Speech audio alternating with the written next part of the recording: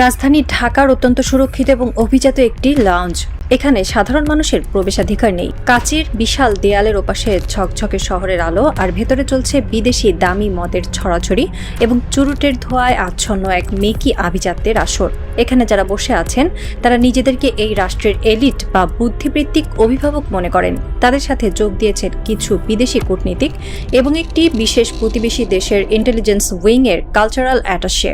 তাদের আলোচনার বিষয়বস্তু খুব অদ্ভুত। তারা হাসাহাসি করছেন এদেশের সাধারণ মানুষ, সৈন্য এবং দেশপ্রেমিক নেতাদের ইংরেজি জ্ঞান নিয়ে। ওহ কমন, ওদের তো গ্লোবাল স্ট্যান্ডার্ডই নেই। একটা প্রপার ইংরেজি বাক্য বলতে পারে না। এরা আবার রাষ্ট্র চালাবে, এরা আবার জিওপলিটিক্স বুঝবে। একজন তথাকথিত সুশীল সমাজের প্রতিনিধি তার স্কচ গ্লাসে চুমুক দিয়ে তাচ্ছিল্যের হাসি হাসলেন।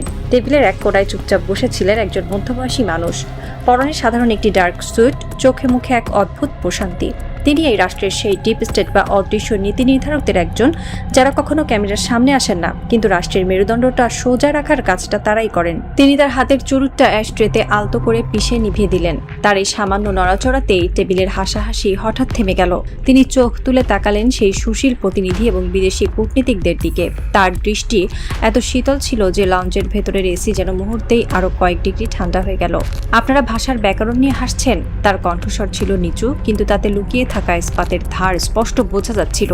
তাহলে আসুন আজ আপনাদের একটু ইতিহাসের ব্যাকরণ শেখাই।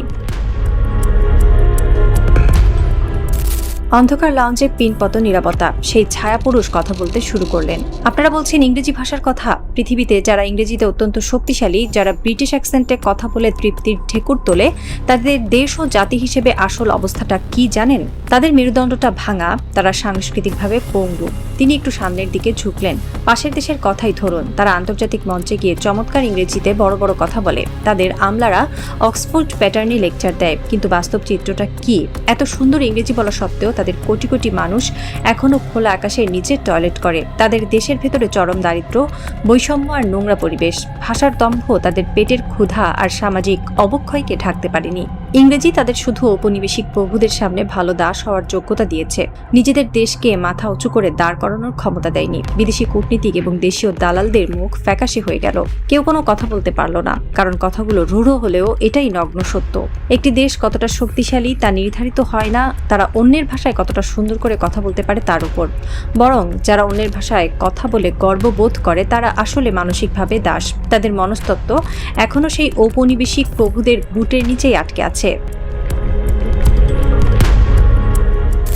সেই ছায়াপুরুষ এবার গ্লোবাল জিওপলিটিক্সের মানচিত্রটা তাদের চোখের সামনে তুলে ধরলেন। এবার তাকান সেই সব দেশের দিকে যারা ইংরেজিতে দুর্বল, যারা আন্তর্জাতিক ফোরামে ভাঙা ভাঙা ইংরেজি বলে অথবা ইংরেজি বলতেই অস্বীকার করে। তাদের দিকে তাকান।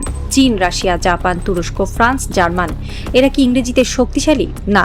এদের প্রেসিডেন্টরা যখন জাতিসংঘে ভাষণ দেন তখন তাদের মাতৃভাষায় কথা বলেন। তাদের সোলজাররা যখন সীমান্তে যুদ্ধ করে তখন তারা তাদের মাতৃভাষায় কমান্ড দেয়। কিন্তু দেশ ও জাতি হিসেবে তারা কেমন? তারা শক্তিশালী, তাদের মেরুদণ্ড সোজা। তার কণ্ঠস্বরে এবার এক অদ্ভুত গর্জন ফুটে উঠল। চীনা লিবারেশন আর্মির একজন সাধারণ সৈনিক হয়তো হ্যালো শব্দটাও ঠিকমতো উচ্চারণ করতে পারে না, কিন্তু যখন গালওয়ান উপত্যকায় যুদ্ধ হয় তখন সেই ভাঙা ইংরেজি বলা চীনারাই ফ্লুয়েন্ট ইংরেজি বলা প্রতিপক্ষকে পিটিয়ে তামাতামা করে দেয়। রাশিয়ার পুতিন যখন কথা বলেন তিনি রাশিয়ান ভাষায় বিশ্বকে কাঁপিয়ে দেন। জাপানিরা তাদের নিজস্ব ভাষায় বিজ্ঞান ও প্রযুক্তির এমন এক চূড়ায় পৌঁছেছে যা অক্সফোর্ডের পণ্ডিতরাও অবাক হয়ে দেখে। পৃথিবীতে যারা ইংরেজিতে দুর্বল তারাই আজ দেশ ও জাতি হিসেবে সবচেয়ে শক্তিশালী, কারণ তারা তাদের শেকড়কে সম্মান করে। তারা অন্যের ভাষায় দাসত্ব করেনি, তারা নিজেদের ভাষার জোরে বিশ্বকে নিজেদের কথা শুনতে বাধ্য করেছে। তিনি টেবিলের উপর রাখা একটি চামড়ায় বাঁধানো পুরনো ডায়েরি বের করলেন।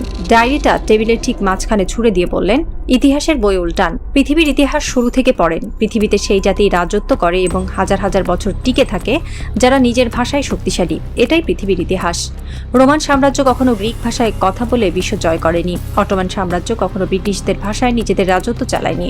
পার্সিয়ানরা, চীনারা, আরবরা যারাই পৃথিবীতে রাজত্ব করেছে তারা তাদের নিজস্ব ভাষা, নিজস্ব সংস্কৃতি এবং নিজস্ব আত্মমর্যাদার উপর ভর করে রাজত্ব করেছে। আপনারা এই দেশের সাধারণ মানুষ আমাদের বিজিবির জওয়ান বা আমাদের তরুণ নেতাদের ইংরেজি জ্ঞান নিয়ে ট্রল করছেন। আপনারা ভাবছেন এটা আপনাদের বুদ্ধিবৃত্তিক জয়, না, এটা আপনাদের মানসিক পরাধীনতার সবচেয়ে বড় প্রমাণ। আপনারা আসলে একটি সাইকোলজিক্যাল অপারেশনের শিকার। একটি বিশেষ রাষ্ট্র চায় আমরা যেন সবসময় হীনমন্যতায় ভুগি। তারা বোঝাতে চায় তোমরা তো ঠিকমতো ইংরেজি বলতে পারো না, তোমরা আবার আমাদের সাথে সমানে সমান লড়াই করবে কিভাবে। কিন্তু তারা জানে না আমাদের এই দুর্বল ইংরেজি আমাদের সবচেয়ে বড় শক্তি, কারণ আমাদের মস্তিষ্কে কোনো বিদেশি প্রভুর সফটওয়্যার ইনস্টল করা নেই। আমাদের মেরুদণ্ডটা তাদের মতো ভাঙা নয়। লাউঞ্জের ভেতরে থাকা সেই তথাকথিত এলিটরা বুঝতে পারছিলেন তাদের পায়ের তলার মাটি সরে যাচ্ছে। এতদিন তারা যে ভাষার অহংকার দিয়ে সাধারণ মানুষকে দমিয়ে রেখেছিলেন, সেই অহংকারের বেলুনটা আজ একটা পিনের খোঁচায় চুপসে গেছে। বাংলাদেশের নতুন যে ডিপ স্টেট বা জাতীয়তাবাদী রাষ্ট্রযন্ত্র তৈরি হয়েছে, তারা এই মনস্তাত্ত্বিক যুদ্ধটা খুব ভালো করেই বোঝে। তারা জানে একটি জাতিকে ধ্বংস করার প্রথম উপায় হলো তার ভাষা ও সংস্কৃতির উপর হীনমন্যতা তৈরি করা, আর একটি জাতিকে শক্তিশালী করার প্রথম উপায় হলো সেই হীনমন্যতার শেকল ভেঙে গুড়িয়ে দেওয়া। আজ সীমান্তে দাঁড়িয়ে থাকা একজন বিজিবি জওয়ান যখন তার ভাঙা ইংরেজিতে বিএসএফকে ধমক দেয়, তখন সে শুধু একটি বর্ডার গার্ড থাকে না, সে হয়ে ওঠে একটি স্বাধীন, সার্বভৌম এবং মাথা নত না করা রাষ্ট্রের প্রতীক। সে তার মাতৃভূমির প্রতি যে কমিটমেন্ট দেখায় তা হাজারটা ইংরেজি কোচিং সেন্টারের মালিকের চেয়েও কয়েক গুণ বেশি মূল্যবান। সরকারের উচ্চমহল থেকে আজ এই বার্তাই পরিষ্কার করে দেওয়া হয়েছে। আমাদের প্রয়োজন অক্সফোর্ড বা ক্যামব্রিজের তোতা পাখি নয়, আমাদের প্রয়োজন এমন মানুষ যাদের মেরুদণ্ডটা ইস্পাতের তৈরি, যারা শত্রুর চোখের দিকে তাকিয়ে বুক ফুলিয়ে দাঁড়াতে পারবে। ভাষা শুধু মনের ভাব প্রকাশের মাধ্যম, এটি কোনো মগজাস্ত্র নয়।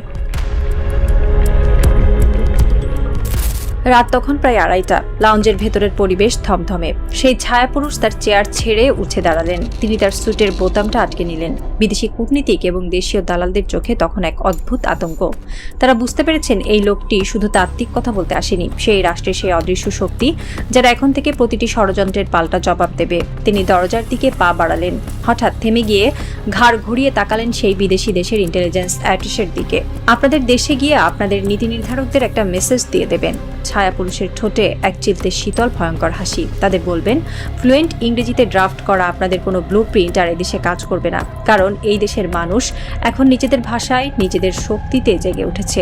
আর হ্যাঁ, ইংরেজি চর্চার পাশাপাশি আপনাদের দেশের খোলা আকাশের নিচের টয়লেটগুলো ঠিক করার দিকে একটু নজর দেবেন, তাতে বরং আপনাদের দেশের বেশি উপকার হবে।